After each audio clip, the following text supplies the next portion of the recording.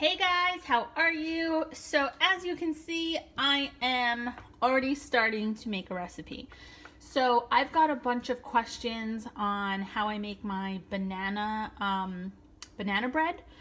So I actually started making it and I was like, wait a second, I need to record this. So I'm just gonna tell you what I've done so far. So when you make this banana bread or any type of banana bread, you wanna make sure that your bananas are like overly ripened. So this is just an example of some bananas that I still have. These are the ones I didn't use yet, but I'll use these a little bit later in the week. But guys, my bananas were definitely darker than this. If you don't want to make a recipe right away and you're afraid your bananas are going bad, just peel them, throw them in a Ziploc bag, cut them in half, and you could use the same exact recipe with frozen bananas. Just take them out just a few minutes before you want to start baking, and they thaw out really, really, really quickly. So in here I have, and I'm sure this looks like there's maybe chocolate in here, but there's not. These are 6 very, very, very ripe bananas that I just blended with my hand mixer for now. You don't need a hand mixer to do this. You can even do it in a blender if you wanted to, but you could do this by hand as well. I personally don't like the thick chunks of banana in mine, so I'd rather blend it like this. So to this mixture, I'm going to crack 4 eggs. Okay, so you can see to the mixture I added 4 eggs.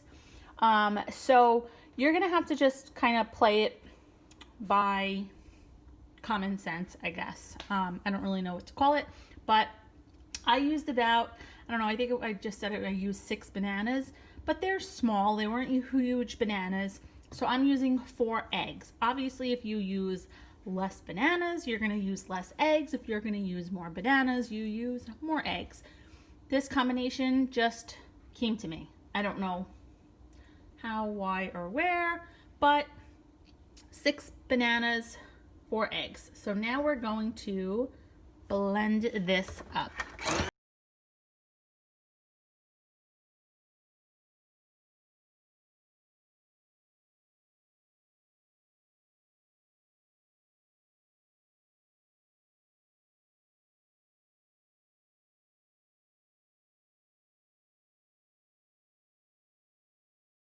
Okay, this is perfect. We're gonna move this off to the side. We don't need that. And now to this, we're going to add our ingredients. So I use 1 teaspoon of baking powder.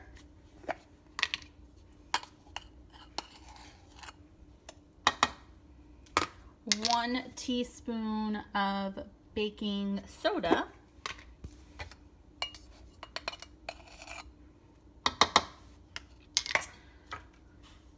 I throw a few dashes of cinnamon.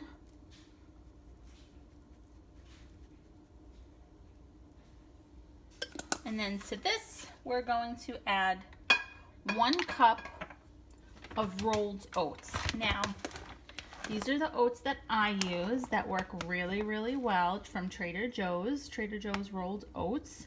I love the way they come out in this recipe. They're fantastic. They absorb well, and you don't see or taste them throughout the recipe. So 1 cup, and then we're gonna mix this all up. Now we're gonna mix this up. Make sure everything is incorporated. I'm gonna make this into like a bread in my bread loaf, my loaf pan, let's call it. That's actually what it is called. I'm making this in my loaf pan, but I've also made this same exact recipe in like a muffin tin or like mini loaves, or where else have I made this? Oh, in like little squares or something like that, or bigger loaves, you know, just, you can really make it however it is that you want. So you just want to make sure that everything is really well incorporated. Now I'm going to add some chocolate chips to this. And so just to talk about points, so as far as points are concerned, for Weight Watchers people, the oats come out to 1 cup for 8 points. So this is actually my loaf pan. If you can see it, let me zoom it. So this is the loaf pan. So it's really big. It's pretty thick.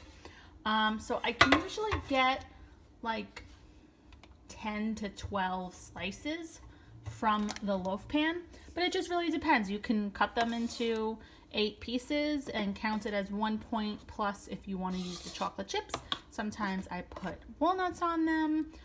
You could do all different things. So I'm gonna put my chocolate chips in here and I'll be back. Okay guys, so I'm using my chips here and I'm using 4 points worth of chips. So what I'm gonna do is I'm gonna just add about half in the mixture, and then I'm gonna put the rest on top. So just mix that together, perfect.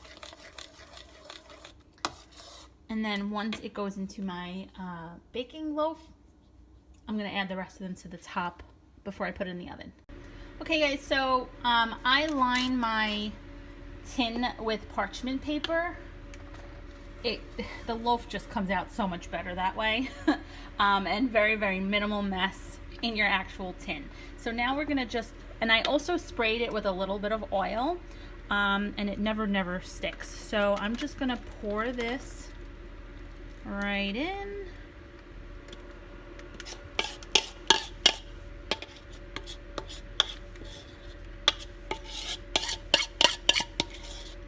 Perfect. And now we're going to add our chips to the top.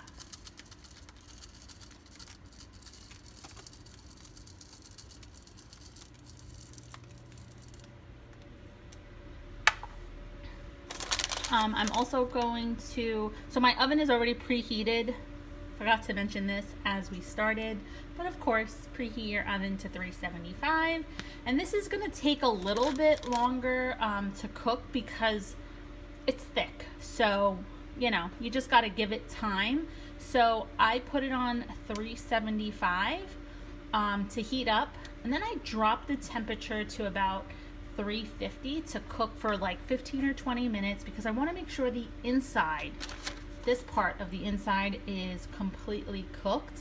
Because if you put it at a high temperature, what could happen is that the complete outside of your loaf will cook and the inside will be like mushy and raw, and at that point it's going to be really hard for you to get the inside cooked without the outside burning. So just a little tip.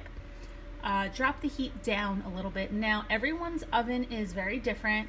So I have a Viking oven, so it's more commercial grade, so it's gets hot really quick and stays hot for a while. So just keep that in mind. Everyone's oven is different, so no matter what I tell you as far as time and temperature, your oven may work differently, but just keep your eye out on it and check it often and you'll be fine. Okay guys, so before I decide to put this in the oven, I decided to take some of my chopped walnuts, and mine come out to 1/4 of a cup, comes out to 6 points. So what I did was I measured out 1/4 of a cup for 6 points, and these almonds were pretty, came in pretty big pieces. So what I did was I just use my mallet thing here and I chop them smaller, and I'm going to just add them to the top. Had I decided to do this first, I would have put them inside the mixture, but that's totally fine. Just gonna do this.